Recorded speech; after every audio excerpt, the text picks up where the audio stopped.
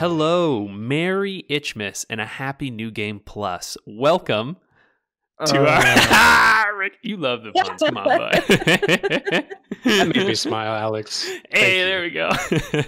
So we have another special episode for you today. We're going to be going all over the Itchmas games, chatting about them. We're going to find out what is Itchmas, why is Itchmas, how is Itchmas, when is Itchmas? Well, it's already done.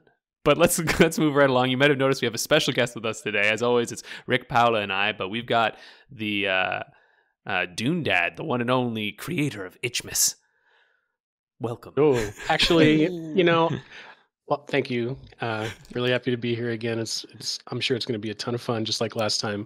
But I had the initial idea, and I don't want to take credit for being the creator because honestly, it's a community thing. I put the idea out in the Discord and on the forum, and a lot of people, got excited about it and had other feedback and ways to tweak, which, we pretty much implemented almost all of the feedback. And so it really is, I think, a community thing, which is what I wanted. So that's great. And it was super fun. I don't know. I was like, oh, what's the game tonight? Even better than sometimes the excitement of the new game was better than the game itself. Yeah. There was a balance. Yep.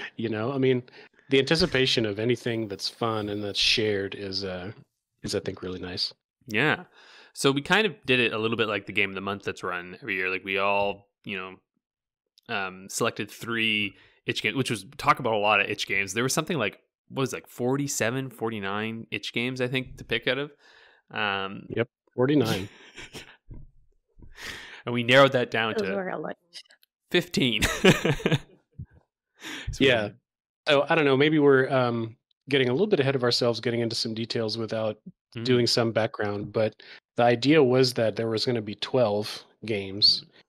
And the reason for that is just kind of a play on words, if you will, for the classic song, The 12 Days of Christmas. On the first day of Christmas, my true love gave to me and all that stuff. So instead of Christmas, it's Itchmas. And instead of 12 days, it's 12 games. But we had so many good options, and we had a mega tie of epic proportions in the voting to select the games that we ended up with 15. So we had a few bonuses. So yeah, 49 nominated out of 18 nominators. And of those, 15 made it through to actually get played. Yeah, and we're going to talk about all of them today because there's a lot of games. Yeah, though they're quite short. I mean, I think the longest game was maybe an hour. Grimm's Hollow is like Grimm's Hollow. Okay. I did not finish Grimm's Hollow, but we'll talk about that later. And it's a good job they were short because I've got a front up. I played basically all of them in the last couple of days, so it was a good thing that I was able to squeeze them all in. Our Itchmas. Yeah. Yeah. My way. True. Yeah. No, I mean, I think 30 minutes or so was about the average completion time. And I tried to be really, because the times were so short, I tried to be really accurate with my tracking, which I never really do, like a separate, stopwatch or something to track my playtime. I just use either Steam or the Switch parental controls app, which is good to 5 minutes. But here I actually had a stopwatch. I was very scientific about when I played these games. I had 2 screens. One of them was when I was capturing my screenshots. The other half of that screen was for the stopwatch. And then the other screen was for playing the game itself. So I tried to time it down to the second, which doesn't really matter. Like it's seconds, But for a game that's 5 minutes, I mean, that's kind of significant percentage, I guess. Yeah, I mean, that's a lot of the playing time. I know I did the same thing. I had my phone and I was like, start. Okay, let's go. It was just very specific. So why don't we jump right in then and start discussing the 15 games of Itchmas? Because on the first day of Itchmas, Tiamat gave to us What Lies in the Fog. I like that. I like that much more than I liked the game. I did not particularly appreciate. So let's get the negativity out of the way. I thought this was a pretty pants way to start it off, to be honest. It was, I unfortunately... Did you say pants? Pants, yeah, as in rubbish. Okay. My British is coming out. I was like, one British thing and another British thing, but I got you on the rubbish.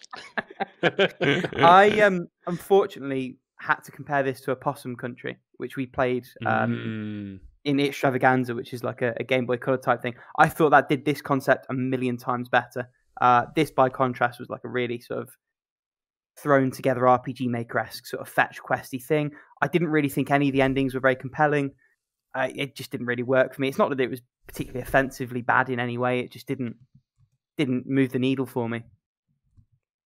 Too much gameplay, probably. Too much gameplay. Okay, very good. Yeah, very good. I'll give it one morsel of credit. Mild spoiler. I liked the bit where the goat was hidden in the water, and you see those bubbles popping up. It's like, hang on, what's that? Oh, it's a goat. And then that's how I started that portion of the quest. Yeah, it's very meh for me. I was kind of in the same boat. Like, I didn't mind it, but like you said, I actually do think if you enjoyed this game, you should really play Opossum Country. Or is it County? Opossum County? Opossum something. Yeah. Anyway, you should really play that one because it's such a, just an excellent, and like very interesting, and like the characters are very well realized. And I think that was kind of part of my problem with this one, where I was like, it's a little atmospheric. Characters don't really feel like much of anything. And like, it just... the movement and everything just felt a little like jank, and I'm like, and that's fine. And it's a 30-minute experience. I'm not expecting perfect polish, but I definitely kind of was left feeling like, okay, that was fine. Like, I didn't waste my time, but it wasn't the greatest experience, And if anything, I think I'd say the biggest difference is that this was wholly devoid of atmosphere. Certainly that was my feeling. What about you guys? Go on, sorry, Paula. There were like good ideas on there, like the fact that you have like multiple endings, so I didn't like really feel like all the... I don't want to say the endings weren't like justified, but they didn't feel like too different. I did get, when I got the first ending, I was like kind of surprised, and I was like, oh, what happens if I get the other two? And then I got a bit of a letdown there. But as a little like experiment, I think it was, I want to say good, but it was more like fine TM. Oh, there you go. Yeah, it was fine TM. What about you, Jim? What did you think? Yeah. Well, I'll be the contrary one on this one. I actually quite liked it. And maybe that's because I play very few short little itchy games regularly. So I was like, this is actually a competent little experience. But I really like the art style, that just ultra simple, flat black and white. And the soundtrack was this really unsettling, dark ambient sound, which I listen to a lot of music like that just on my own time. So I'm always happy to hear just spooky atmospheric sounds like that. Yeah, the gameplay, like, it was very simple, and it was just, okay, who do I need to give this to make the next thing happen? And once you figure that out, there's really no replay value, and the endings are kind of different spins of the same general concept. So I'm with you there. But honestly, what bugged me the most was there was no pause menu or ability to pause. You could save your game, which I didn't realize until someone said it. There was like the confessional in the church, right? And I never bothered to go in the confessional because I was too busy out hunting the world. I think I had to stop and restart just because of baby something, maybe. But, I would have loved to be able to pause, but it's all right. Yeah, I think it does come from the fact that like we played so many itch games at this point that like unless it really like blows me away, I'm just kind of like, all right, that's fine. and just to confirm, I went and double checked. It's Opossum Country. Yeah, if this looks remotely good to you, and Ben Jelter is the name as the creative. Sorry, Paula, go ahead.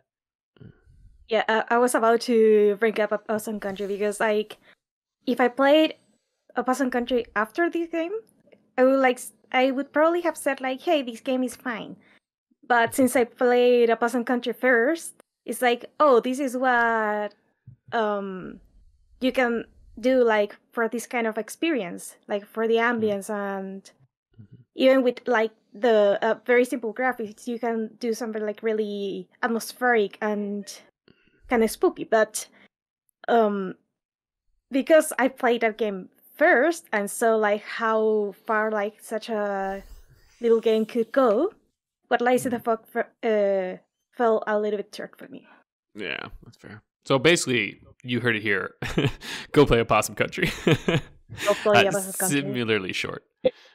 Hey, so before we go on, I want to get you guys' take. So I did all this like kind of light number crunching, I would say, for the for Itchmas as a summary, because something that came up a lot, and I was joking about it just a minute ago, was like we had a bunch of narrative games and not that many gameplay focused games, and I did some comparison on how that spread went in the nominations versus the selections to play.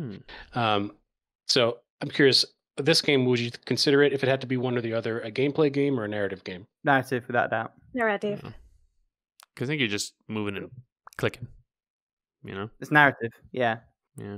Because I didn't really do any gaming. You know what I mean? Like, I don't know. I mean, maybe you could call it a mix. Yeah, what is gaming? You might be able to call it a mix. But yeah, I felt like it was narrative. That seemed to be the main thrust of it.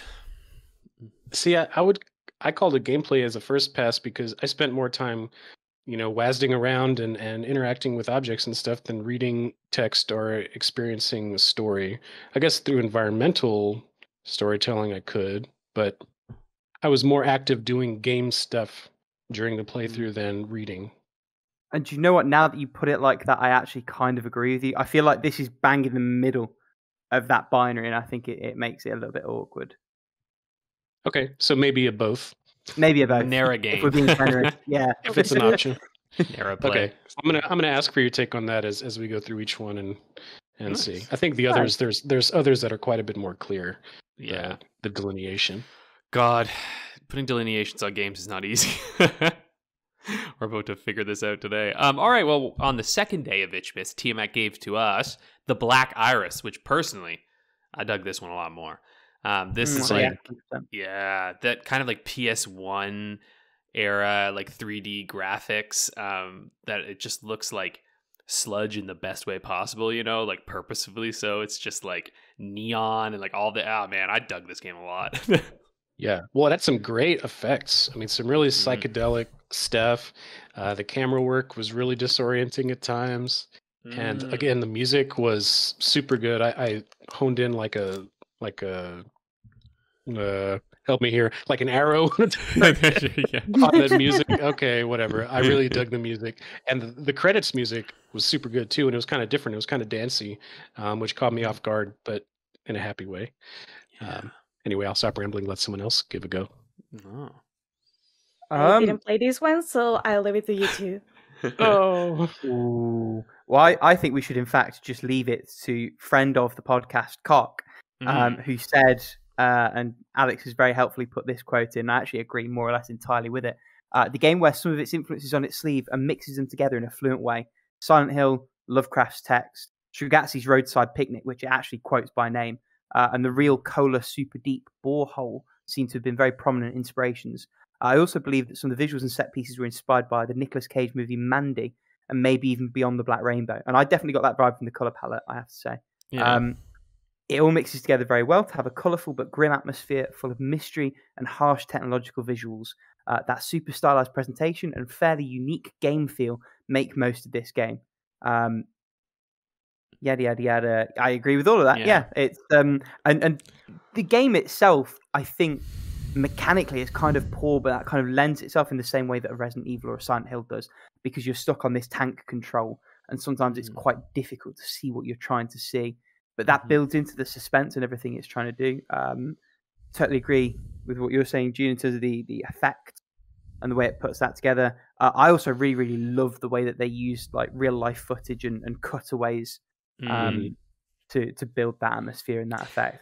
I really vibed that. I had a really good time with this one. It was one of the sort of better games that came out of Itchmas for me. Weirdly enough, that was my number 3. In fact, nice. I think it was 4 for me. I'll go back and double check. I think it might have been 4 for me too. Yeah, interestingly, I don't know why, but my computer had a really hard time playing the video segments. I don't know why. Like everything else was completely fine, but anytime those video segments came on, it was like and slowed down, and I was like, is this on purpose? And then I like watched some videos, and I was like, that's not on purpose, but whatever. Well, I had a bad bug too. I couldn't actually finish the game unless I wanted to replay the whole thing. Right before I went into the very last area where you basically are done and see the ending cinematic. some kind of bug prevented me from interacting with the object to open that area up. So I had to watch video and watch it in low resolution and not, feel like I had actually beat it. But womp womp. You know, that's something that I like. We'll talk more about this too when we get to like the gameplay-ish, more focused games, which I'd argue, yeah, this has definitely gameplay, moving around, good mix of narrative in there too, kind of like a walking sim. But yeah, you realize how hard it is to make really effective gameplay and ensure that your games don't have too many bugs. Like, it's just, there's a reason there's huge teams, right? And so I respect all the game makers, and it's a little weird because I think we've talked about this a few times where it's like they're like these 30-minute free experiences, and so ultimately sometimes they're like, they're fine. But that's why I also think it's such a gem when you find one that really sticks out and you're like, oh, holy crap, like this has the value, the production value, and like the work behind it that feels like it shouldn't be in this just like free collection, But this did have a team, though. This was not a single person. Yeah. So I think some of that effort showed, and the fact that it is 3D, albeit ultra low res, but that's an aesthetic choice. Mm-hmm. Yeah, you said it's a gameplay game. I kind of felt like it was a narrative game. Yes, I'm spending most of my time walking around, but I don't know, I feel like the value that this game has to offer is the story, the atmosphere. So I don't know, I'm going back on what I said before about what you spend most of the time doing, but it's like which part of it resonated with you more, felt like it was the emphasis. That's why this is so gray of an area, I guess. And when you say it, I think exactly of What Lies in the Fog. And actually, at their core, these games are almost exactly the same in that they're asking you to just move around a space and hit the story beats in relative sequence. And I mean, you are solving little puzzles things, but I don't know. I feel like ultimately, maybe that's the better question. Maybe the better question is what part of the game was more resonant for you. Yeah, or maybe you need What Lies in the Fog. I was looking at sometimes in Itch, like 95% of the time, the dev would actually specify a genre in the more information section, and the dev this case called it a puzzle game. What Lies in the Fog. Okay. And in that sense, it is, because you have to match the right object with its intended recipient and whatever. And the story, I mean, it's like the farmer is leaving his goats, and spoiler, there's some demon or like Satan or gray monster in the fog is going to eat everyone. That's pretty much the story. It's not nearly as deep as there's the scientific expedition in Scotland, and they've uncovered some crazy stuff deep in the ground, and there's a lot of layers and nuance to it. So yeah, I don't know. I mean, I don't feel like any game is purely only narrative and only gameplay. I mean, that's part of the point, right? I mean, if you call a kinetic novel a game, then absolutely there are purely narrative games. Yep. I guess. Yeah, I mean, a visual novel is pretty much narrative. You can click on dialogue, but that's still gameplay in a way. Like, I don't know. You know what? I'm going to scrap this idea, and we're just going to talk about. No, I actually do quite like this idea. As much as we're fighting with it, I actually really do like this idea. Okay. All right. We'll see what happens. Don't give up now. Yeah, don't give up. Why don't we move on then to the third day of Itchmas, which was a Firm Handshake, which all I'll say is that this game is very stupid, and I liked it. This game is very stupid, and I like it. Like, yeah, but you're just giving handshakes. Yeah. That's the cool thing. It reminds me of like Goose Game a little bit, and it's got that like wonky-ish physics, that like very stylized 3D as you're going through. Like, it's just, that art style, like I don't even know how to describe it, but like Octodad, like those the kind Unity of games. Asset Store art style. Yes, that's it. The Unity Asset Store. Zing. Well, no, I mean they were very open that they used all that, and that's fine. That's what it's there for.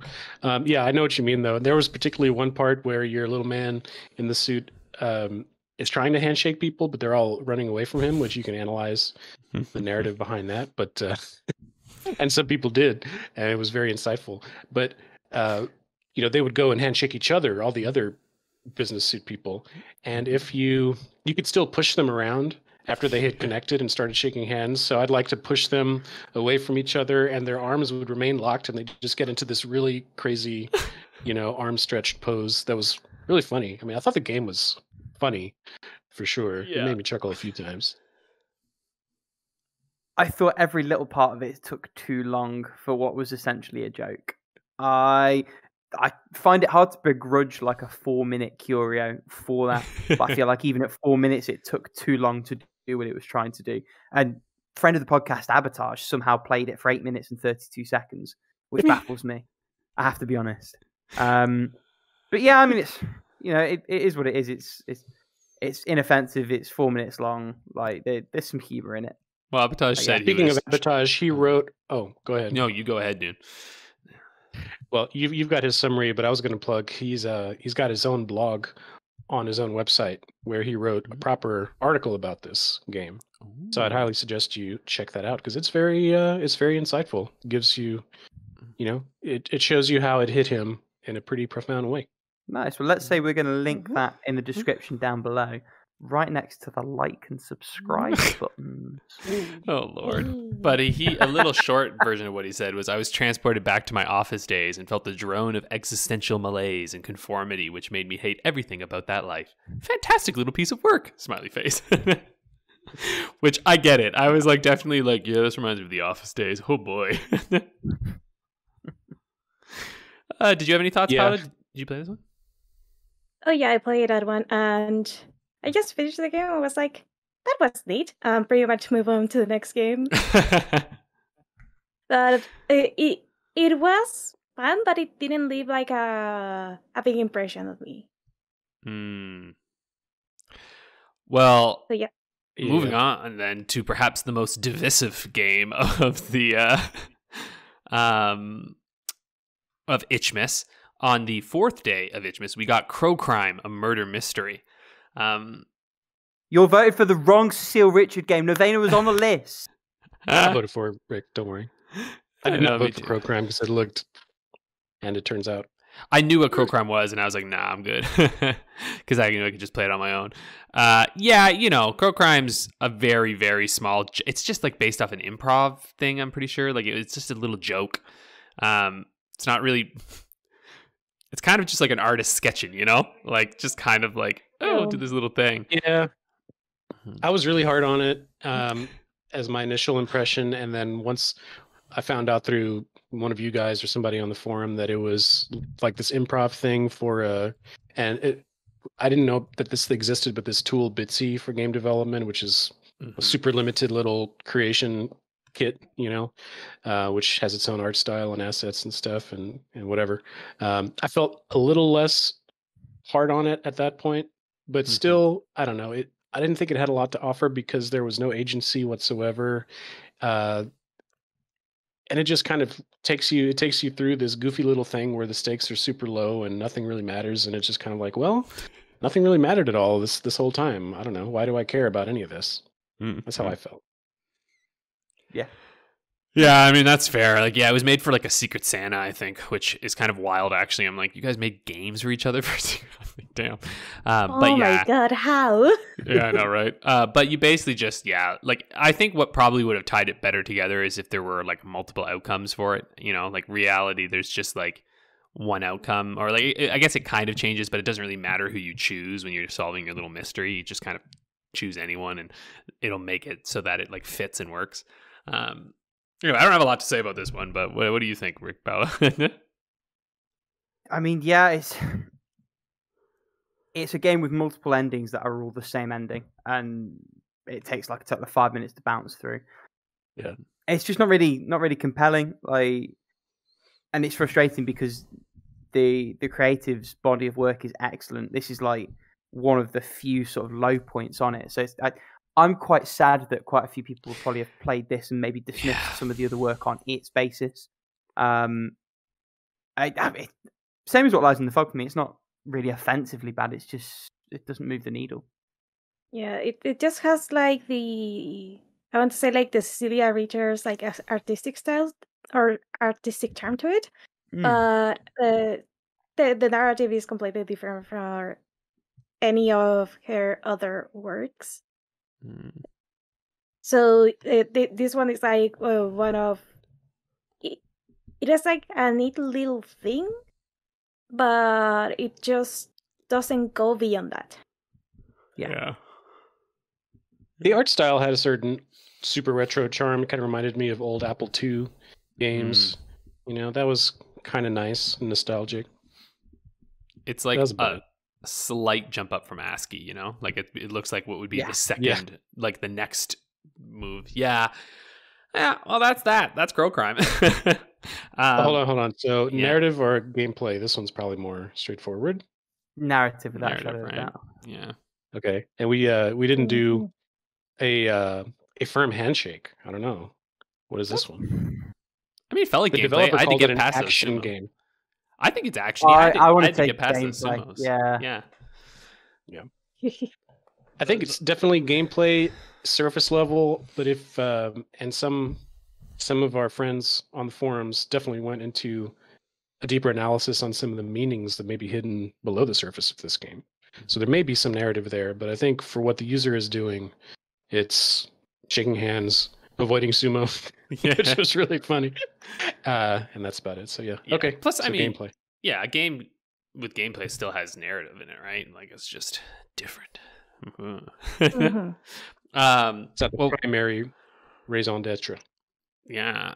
Paula, do you want to introduce this next one? On the 5th day of Itchmas, Tiamat gave to me.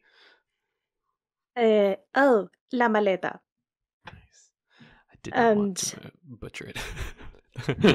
It's okay. This one was kind of interesting because from what I gather, it had, I want to say, some political / historical commentary.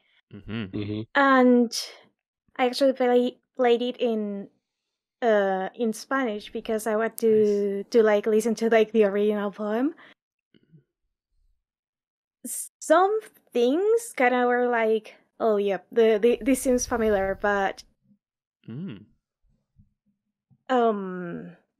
had some commentary about it, like about the how the poem and the I want to say like the gameplay or story for the character kind of developed, like didn't quite fit for me, but overall was a very interesting way to make a game, pretty much.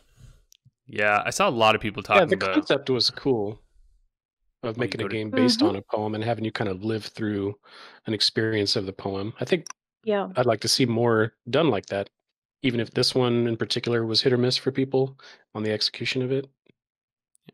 Yeah, for me, like it at the start, maybe I wasn't feeling it, but towards the end, I feel it got like better in a way, or like I agree. It hit the tones better, I feel.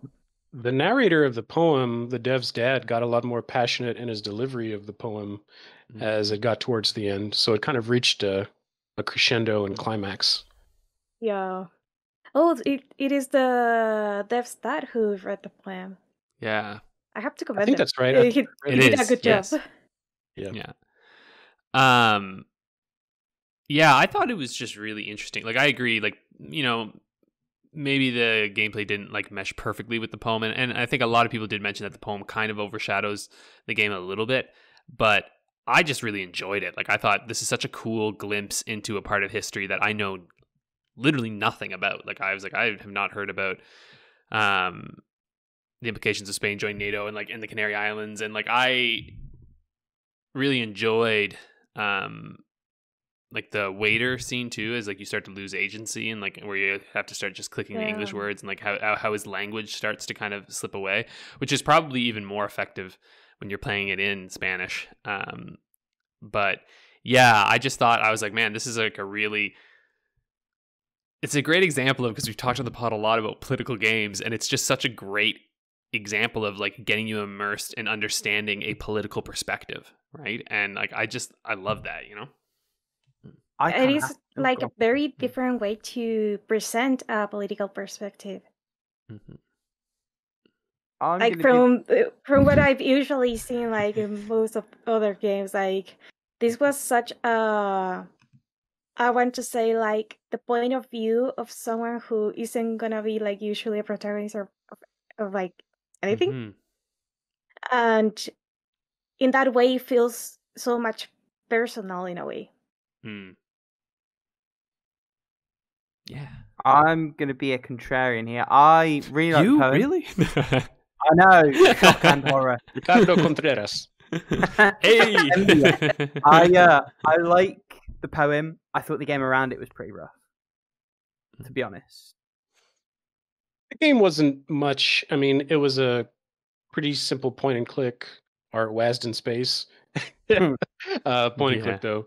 You know, I mean, you did have to. You had to figure out that you had to distract your mom with coffee so you could steal the picture, right?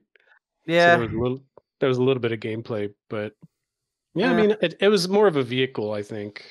Mm-hmm. And if there's something to be taken positive from it, it's basically sort of brought to my attention a poem I probably wouldn't have otherwise come across. So yeah, Yep. Uwe mentioned the gameplay was brisk enough to not matter much. Plus, it was nice to read some Canaria slang. Finally, and without getting too much into the socioeconomic implications of Spain joining NATO, which is a great sentence to read in a game review. I'm too young to have lived through those events. And in any case, I'm from the mainland, not from Canarias. But going by the people who have talked to me about those times, I find most people tell me they had a very different viewpoint compared to the game protagonist, though most will also admit that in hindsight, they do agree and would have agreed with him, which I think is pretty neat. Like, it seems like it's really hitting on like this kind of sentiment where they're like, oh man, in retrospect, like you nailed it right on the head, you know? Fun fact, Uwe also nominated this game, as he did Crow Crime, and yet a third which won.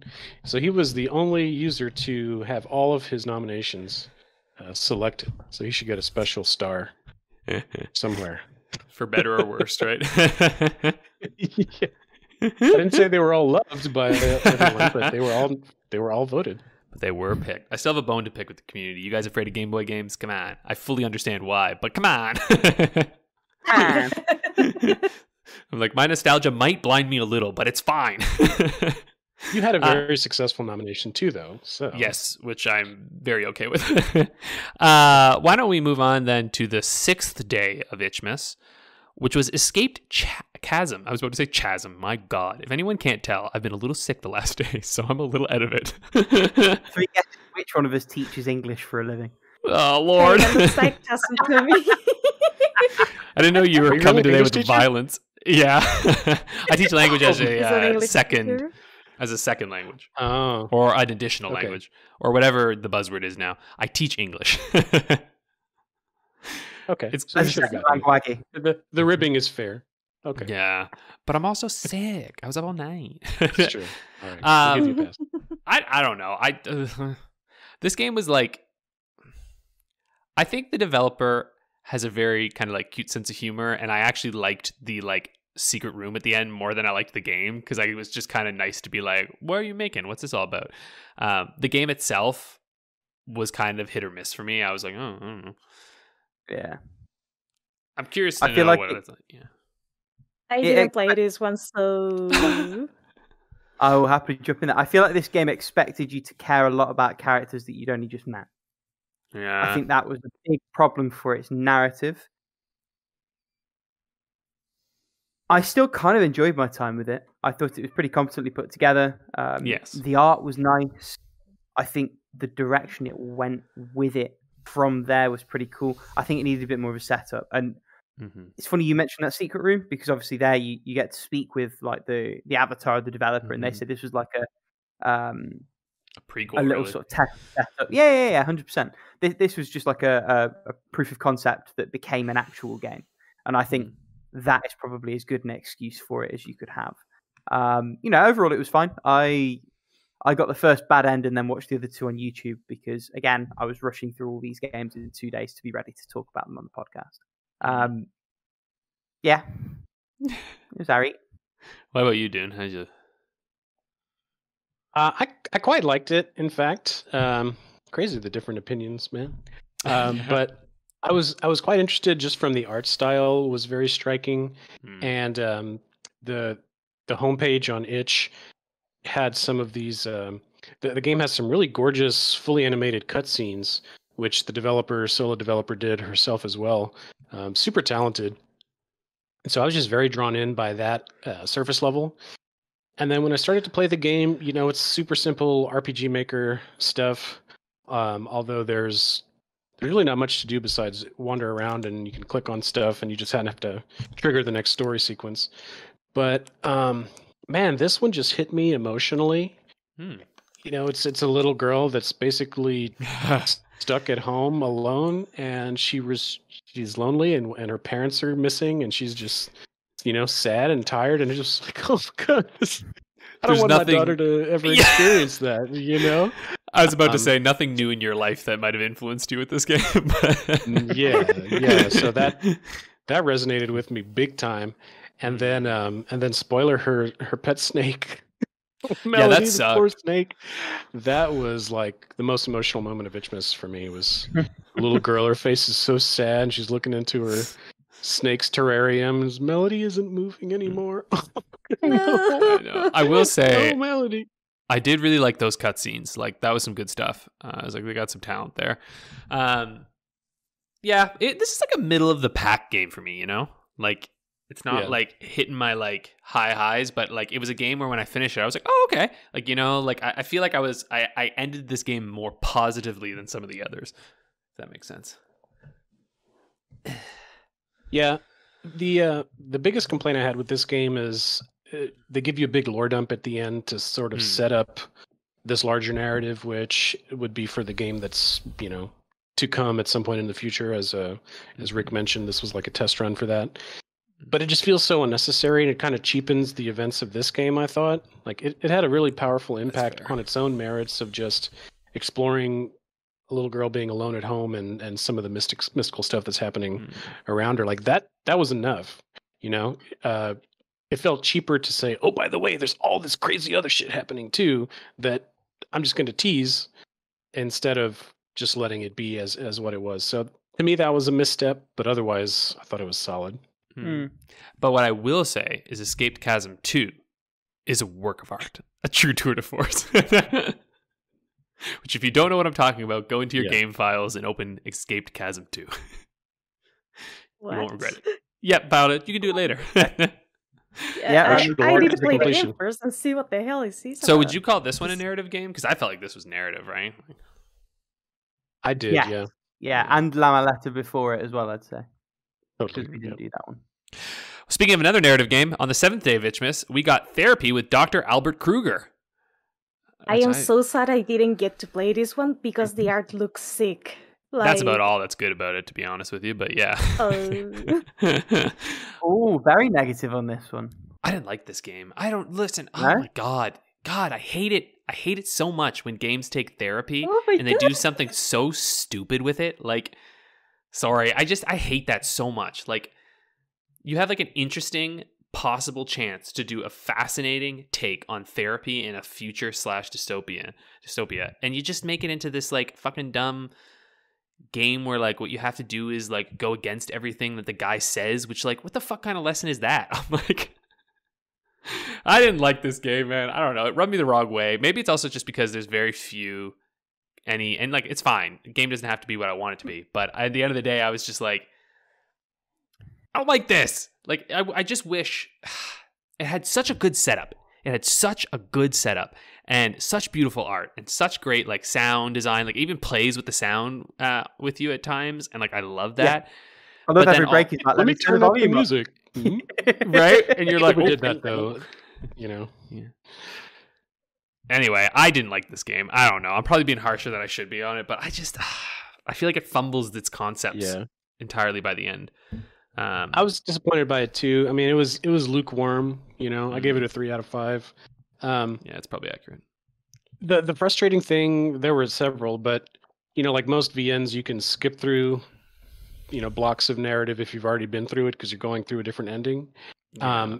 And Dr. Kreuger doesn't let you do that. You have the button that you can click once, and then after you do, he's like, no, you need to listen to me or something like that, and the button disappears and you can no longer skip. So that was kind of unfortunate because you probably will play this game through several times. Like, I had to play it actually 4 times because I messed up my 3rd run to get the true ending.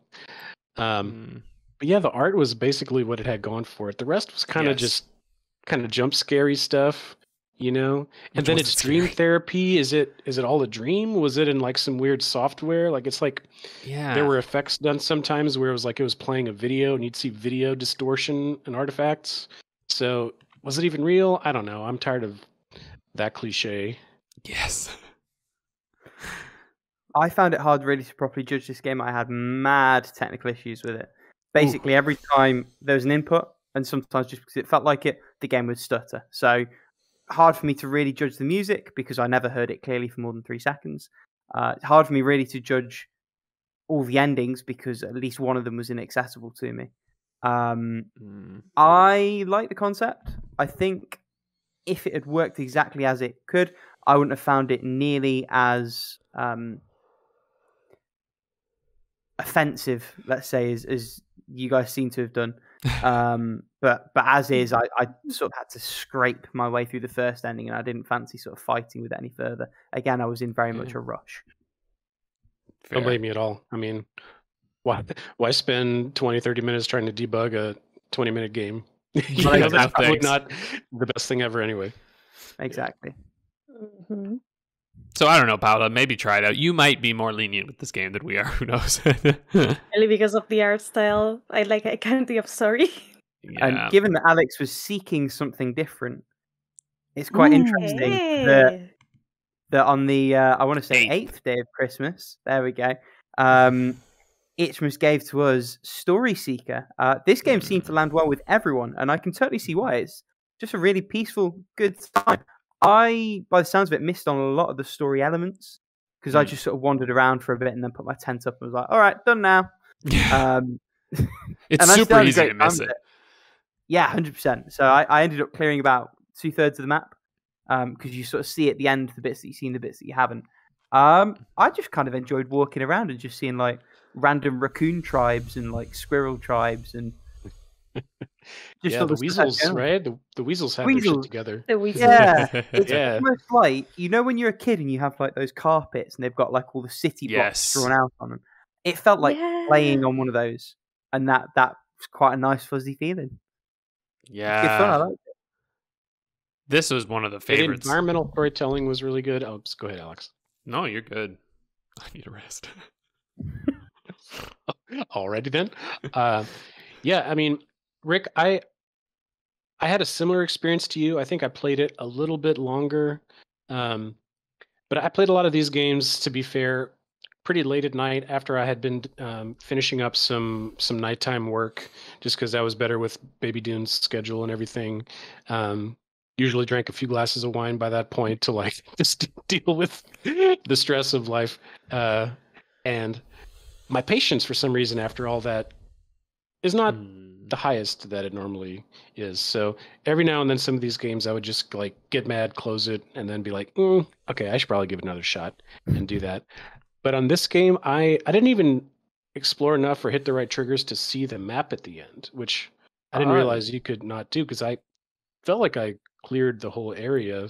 I saw like all the main points because other people shared the picture of the map that they had earned. But even so, just like the environmental storytelling of, you see the town that's kind of been destroyed, that built the big knight kind of automaton golem massive thing, and then you can find its footsteps, and as you keep going you see its footsteps going further and further out from the city, and then you find it where it's fallen down and people are settling on it now, on the butt.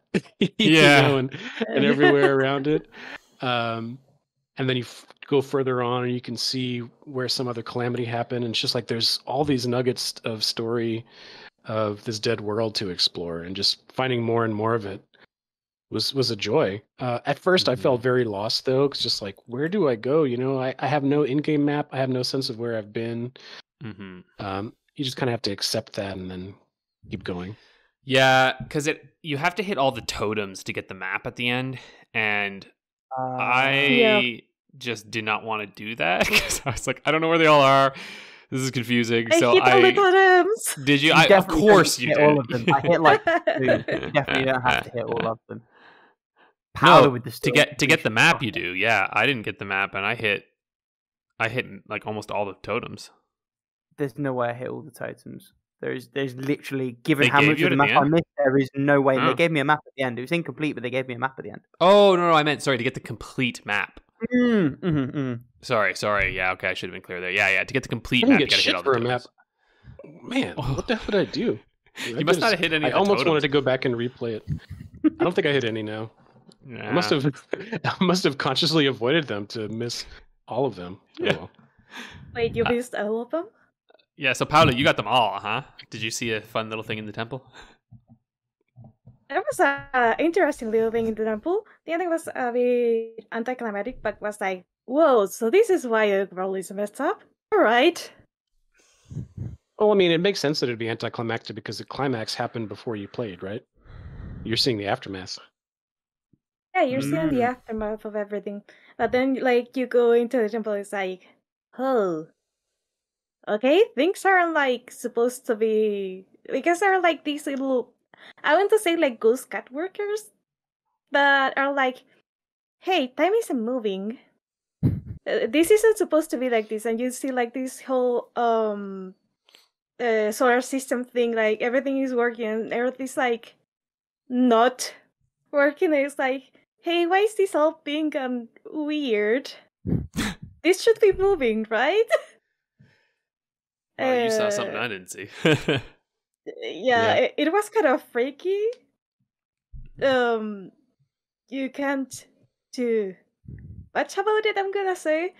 But still, like, seeing every nook and cranny of the map, I think I talked to every single character I ran across.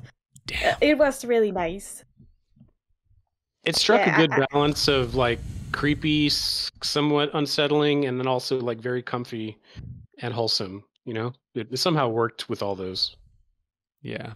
Yeah, like, good game. There were, like, very those, like, very colorful places on the sea were like, huh, this is not only distorted, it sounds distorted when I work on it. And, like, not too far from, like, on the ice place, it's like everything is frozen, but then you see this frozen guy is like, hey, if you see my dog, pet him. And then you see the dog and he's like, hey, can you pet me? Oh, thanks. And he's like, this is wholesome, and I wasn't expecting it to be wholesome because everything's frozen over. So yeah, that it hits that dichotomy really, really nice, really nicely. Oh my god, I can't speak today. All good. Yeah, big time. Nice. High praise then for Storyseeker. Shall we move along to the 9th day of Itchmas? Yeah. Which was Bird of Passage, which is a game that you either had a fun, breezy 15-minute experience or you had a rough as hell hour-long trying to go through a looping pattern. Because I beat this game with like 15 minutes and I just got lucky and clicked all the right dialogue options. And then found out that... I was stuck so bad. Man, I thought it was just a quick 15-minute game, but turns out you could pick the wrong thing and then it'll loop you through all these taxi drives. And I'm like, oh shit. I am very glad that I didn't get stuck in that loop.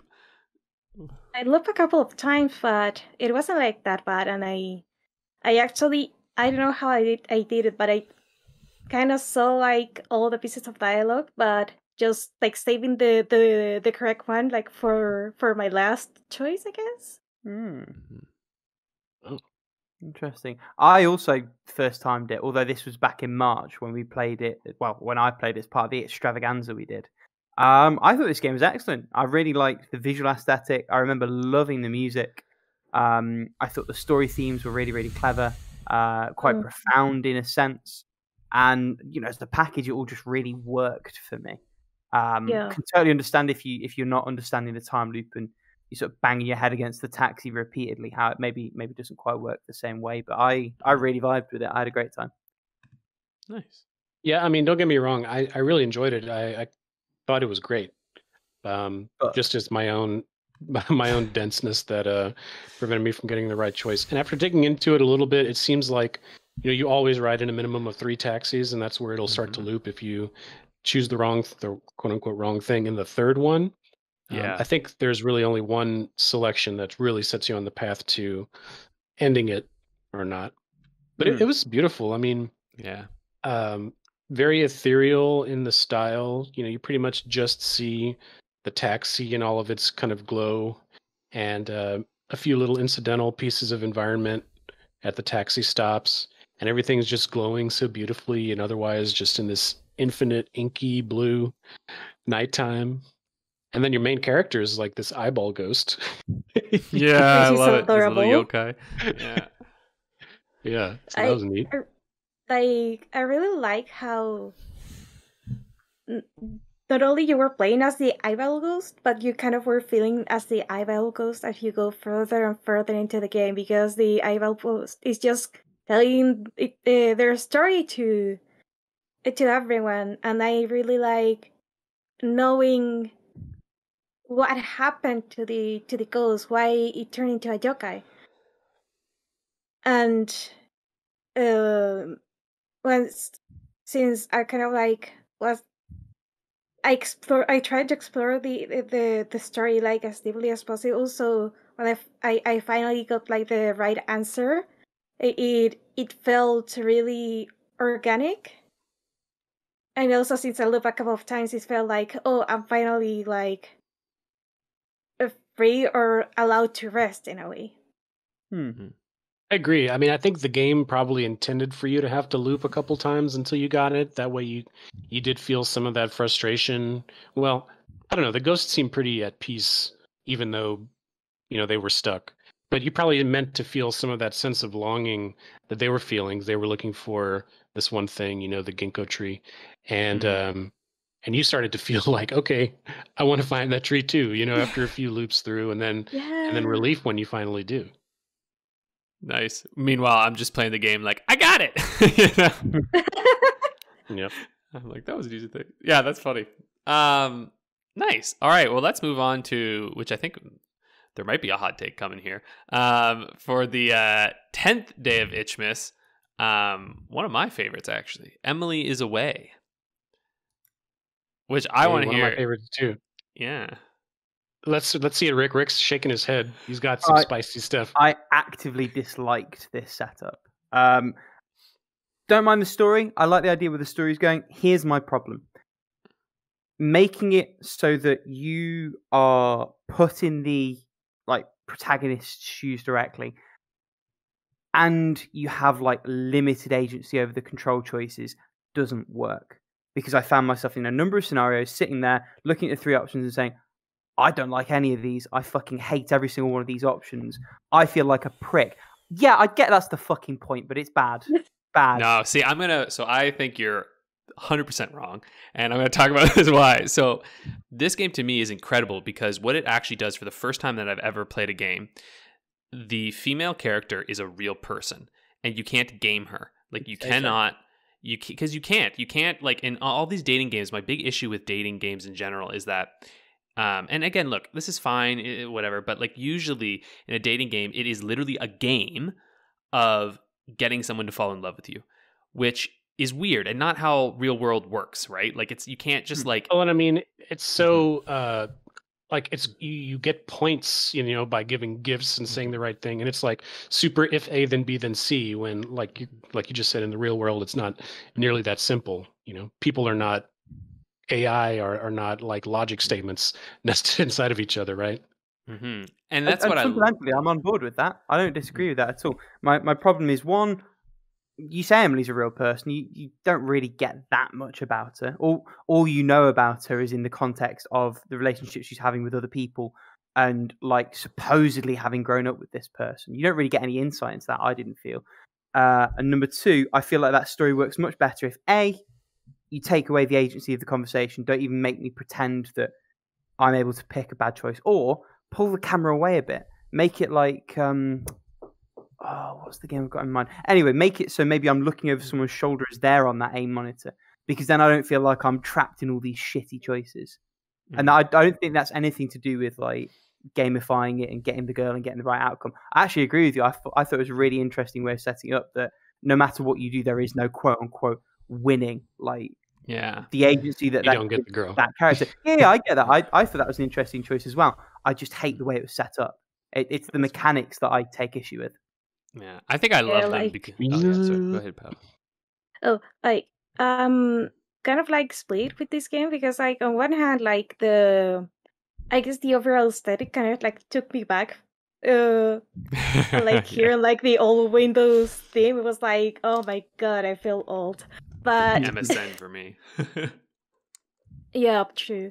That too. But like on one hand, there's I guess there's times where you're like you're like trying to be a friend to someone and there's literally nothing you can say that will go right. Nothing. And that kind of got reflected on the game in a way. But also like there was this like one point when I was like, hey, so maybe if I can't like leave this person alone because they're like vulnerable, but also if I do this, then I'm gonna be like a bad friend. But if I do that, I'm sure like the main character is gonna like somehow take advantage of her. And I'm like, there's no winning here. This guy is a prick. Like, you're talking about after the boyfriend breakup first time. Yeah, and that was like very, very like upsetting to me because like it was like one of those points that is like, it's like you want to be there for a friend, but you don't want to like take advantage of that friend because he has a stupid crush since whenever. And I'm like, and there's not really a way of doing one without doing the other. Yeah. And can we also stop and take a moment to acknowledge just how fucking obnoxious it is to pick a choice and then have to bash keys like a monkey? Oh, I love that. Actually, no, that. I think you're wrong on that. That was so immersive. I was having so much fun. I was like typing, hitting enter. Oh, hell yeah, man! How many games? Like, I didn't want to just keep picked a dialogue option, but I haven't picked a dialogue option. I've picked a thing, and then I've got to just hit H and G again and again and again until they've decided. No, man, you gotta hit all the keys. Gives you two things though. That makes you have to actually do something. Which three things. That and then it can let the protagonist make typos, which is completely realistic, and they would type and then delete the typo and then fix it, which was really fun to see. They did that a few times. And then it also gives them the ability to say something kind of different than what you said and see it happen slowly rather than all at once the text just pop up. So I don't know. I think that you could do that without having to do the keys thing. I think all of those are A, perfectly valid, and B, not things that require you to bash random keys to also happen. If you do it, that's what you were doing when you were on AIM, that's what you were doing. So I don't know. I thought it helped. I was writing modern Shakespeare. I don't know. I just think you didn't like this game, but I think I like what they it's like I like the mechanic of you having to type, but at the same time my hands don't like it because I have like what's the word for it, like chronic tendinitis. So anytime I spend like too much time on the computer typing, my hands go like nope. So it was like it kind of it was okay, but at the same time it was kind of like making it less accessible to people, I guess. Like on accessibility points, that would be like less points for you for not having the option. I get that it is done for immersion, but it at least should have the option to not do that. I'm on board with that for sure. Yeah, I jive with that. But yeah, I don't know. I loved not being able to make like quote unquote right choices because I think that just really like it really effectively puts you within a character. And yeah, not a fun character to be within, but also like that's an individual at that potential in a frame in a time of life where those are the choices that they make and those are the only choices they can make at that point. And it's just, for me, I find that such a interesting and like fascinating way to tell a story. And so I don't know, I was just very like, I was like, I dig this a lot. And that way Emily did feel to be like kind of unpredictable, I was like, I don't know what Emily's gonna do. Yeah, and the other thing that I like about, I guess, the overall direction of the thing is how the way they wrote near the end, at least for me, you can feel how stiff the conversation is. Yeah. Even though they started like talking like normal. Oh, so and then painful. It's like, it was painful. That kind of thing about the game I like. It's like, yeah, this feels real. but I didn't like the whole execution of it. That's fair. Your mileage is going to vary on this game. So I'm completely biased because I nominated this game, and I'll be fair. I am like 100% the target, like perfectly the target demographic for it, because I grew up on AIM and was at the same frame of life, as when this was happening in the early mid 2000s. So just the authenticity of it, down to they were talking about, bands that were really popular like Snow Patrol and Gorillaz and Def Cab for Cutie and all that stuff. It just really was like, are you me? and I mean, it's easy to see these dialogue options like these are all shitty. Like, come on, guy, when you're looking at it from that third person perspective and at a different point in life. But when you're that 19-year-old dude in that situation, I mean, I've made a lot of those same mistakes. So it felt completely real. And I liked that it didn't give you the right choice a lot of the time, especially as things progressed. In my playthrough, I did choose to have Emily come and visit and bring alcohol, so that led to certain things with big consequences. And then by the end of it, things were super awkward, yet the protagonist guy got like really cringy and desperate at the end, is just kind of like, I don't know, maybe they were in a bad place, maybe it was a Hail Mary, but it was just kind of sad to see, and that felt real too. I chose to end the game pretty quickly once it got there because it was so cringe. But the presentation of it in the Windows XP, it's kind of simulation with all the right little icons and everything. I mean, I was just so transported. It was wild. Yeah, I agree. But I was in the again, that's your mileage may vary pretty hard on that, depending on your age and where you live and what your life experience has been. So, yeah. I just maintain that I think if they gave you a static narrative and kept that perspective, or kept the narrative, made it slightly delineated, pulled you out of that character's perspective a little bit, I think that game lands a lot better. For me, at least, anyway. I couldn't disagree more. I think that's the whole game, is putting you in there in that first person and making you pick and making you type. I think just two shitty teenagers having shitty teenage relationships isn't that compelling otherwise. I mean, maybe it is, I don't know, but I feel like it needed this setup to work. Yeah, I think like the first person gave like make it like a more compelling experience, in my opinion. Okay. Well, I'm curious to see what others think then, because sounds like we're a little divided on it. But I agree, because like for me, obviously, I'm a little bit after when AIM would have been around. Like this is like a few years too soon for me, but it was like MSN and whatnot, which MSN was basically the same as AIM. So like going through it, I was like, this feels very similar. And yeah, I mean, I don't know, man. Who wasn't terrible, absolutely terrible at love when they were young? Like I had no idea what I was doing and trying to communicate, and like it's like watching two people who just can't communicate well, and that's something that I liked about it, is like you'll see Emily typing for a while and then she stops, and there's always that like, why'd she stop typing? What did she delete? What's going on? Yep. Oh, man, I got PTSD from that. Right? Yeah, I was like, stop it, game. Why did you wake up and choose violence? I mean, even modern messaging apps do that too, so you don't have to be WhatsApp the right age. Yeah, I mean, I think almost all Three dots apps do that. But I mean, that is tense, right? When someone's typing and they stop and they type again, you're like, oh my god, what are they? How hard are they thinking about what they're typing right now? Yeah. Yeah, and it is worse than just knowing like they saw the message and they hadn't replied yet, because you see them typing and then you receive nothing. And it's like, and you want to start typing, but you're like, I should qualify what I said. Yeah, I know. It's interesting because like this is probably like, at least this game too would represent sort of the first generation that experienced this type of communication, right? Like it's just not, it didn't happen before the internet like this, right? So I think that's kind of like a neat experience for it as well. But anyway, it definitely transported me back. Well, a game that didn't transport me back and that I just did not enjoy was let me see here, number 11, Wandows 95. It was weird. I didn't like this game. We're diametrically opposed because I could relate so much to like being the tech support member of the family and just being given like an impossible task to do.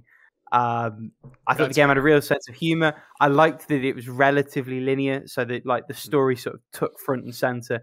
And this idea of like, get a good one. No, it's working just fine. No, it isn't. That's why you've got me trying to fix this piece of shit. Like, it took me there. I can relate. And I kind of bundled this and a Firm Handshake together in my head in that like it's clearly a novelty curio sort of gag game. It's a joke. Yeah, it doesn't outstay its welcome. Has a great sense of humor about itself. Sort of guerrilla tactics in out, and I thought it was great. It very much succeeded at what I wanted to do. See, the one thing that would elevate this game for me is if I could just click through the dialogue. Like if you could just let me click and move the dialogue along, I would be fine. But otherwise, I was just kind of like, I'm bored. You know what I mean? Like it wasn't even like I was just like, I'm bored. I want to explore the computer more. Well, you're supposed to be bored. You're waiting for that ancient PC to boot. Mm-hmm. And then for your mum to make a sandwich. Well, I wouldn't even mind if I had to wait in silence. Like it gave me like war flashbacks because I have had to like try to fix a computer before, like software wise. And I don't know what people do to their computers. I don't know like what kind of malware they downloaded on those computers. But seriously. Oh my god, like there was this one computer that had like the slowest starting time. And it was just a matter of updating the thing, and then I have to like run a scan because it didn't let me update the thing like upright because there were like missing files or whatever. And I was waiting for hours to the scan to be done, and it seems there were like a lot of like corrupted files, and that was one of the things that were like keeping the thing from working properly. Like still after all the repairs that it still took like I want to say like 40 seconds to a minute to boot. But that was better than what it started as. Man, and like I'm not even that technologically savvy. Like I'm good enough, but like I remember being hired by this lady. I don't even know how this happened, but she like hired me to clean up her computer, and it was a fucking nightmare. Like it was a Windows XP, and one day actually I'm like outside their house, and this cop pulls up, and I'm like, what the fuck? Freaking out. Turns out her like husband's a cop. I had no idea. He's just pulling up, and he's all being all cop like. He's like, who are you? Like, you know, like not even slightly friendly. I'm like, oh, I don't know. I'm the fucking teenager that your wife hired to fix her shit computer because for some reason, I don't know what she's done to it, but it's a nightmare. I had to go like 3 or 4 times to just dump stuff off of it onto hard drives because it was so clogged. I've seen this one before. She couldn't pay you, could she? She couldn't afford it, and then, no, wait, wrong podcast. You're funny. Hey. This is a family-friendly podcast, isn't it? Yeah, this is family-friendly, damn it. Anyway, Domino said this about the game. I said, I did not like this game. The fake, weird, distorted voices, the slowness of the speech. I did like the sounds of the old Wandows, which I agree, and the fact that you could type and click, but at the end, it didn't really achieve much. I couldn't close the game properly either on my Mac, so it gave me more trouble than joy for sure. Yeah, I guess Itchmas isn't as fun if you're on Mac. Either. I had to Alt F4 it, which was kind of meta. Same. Okay, well maybe just the game doesn't close. I had to Alt F4. I had to Alt F4 a few of these actually. I hadn't thought to bring that up, but it is a thing. What did you think of this one, dude? I don't know. I did like the gibberish voices, actually. I thought that was part of its comedic charm. And then, when the first time the mom asks for the child to fix it, he goes, that was pretty funny. That was great. I could just imagine, like, it seemed like it was 3 friends. There's a photo of them on the itch page. I can just imagine them all, like, chuckling, doing the recording, and, like, making the game in a few days and having fun with it. And there was just so many funny little touches, like the mouse unplugged. Yeah, I noticed that. That was pretty funny, and all the little boot messages, like downloading RAM and deleting files, stopping boot, restarting boot. Like that was funny if you paid attention to it. Which apparently those randomized. Oh, okay. Yeah, I did play it twice again because I wanted to take another screenshot. And the badly tiled wallpaper of like the family portrait. That's so authentic. By the way, isn't it funny that we got 2 games sequentially that are both like simulating being in an old PC? Because Emily's Away is the same. It was Windows XP, and then this one is Windows 95. Windows 95, right? Yeah. And it was supposed to happen in like modern time. At least when I played, the clock, like time and date on the Wandows PC said 2021. So it's supposed to be like she's on this 30-year-old or something machine. And they're so painful to boot up. Oh God. Anyway, yeah. Yeah, we're spoiled now, honestly. I mean, computers did used to take ages to boot. And now, I mean, with SSDs and just as fast as everything is, it's near instant. But yeah, this was kind of a nice reminder of that and how good we have it now. But the game on its own merits, like, I don't know, I enjoyed it and I liked the jokiness of it, but it's kind of shallow, you know? It didn't really hit me as hard as some of the other still short but a little bit more emotionally resonant games did. But it was enjoyable. I'll leave it at that. Yeah. I'm down with that. Nice. Why don't we move on to another game that was also very wonderful? And that is day 12, so technically the official end. We got 3 more after it, of Itchmas, which was Missed Messages. This game's beautiful, first off. This was one of my favorites, actually. Yeah. This was my number 1, actually. Yeah. It's up there. It's in my top 3 for sure. The another example of it's a solo dev, Angela I'm not sure if I'm pronouncing that correct, but I mean, what an amazingly talented artist. She did all the art and programming, if I remember correctly.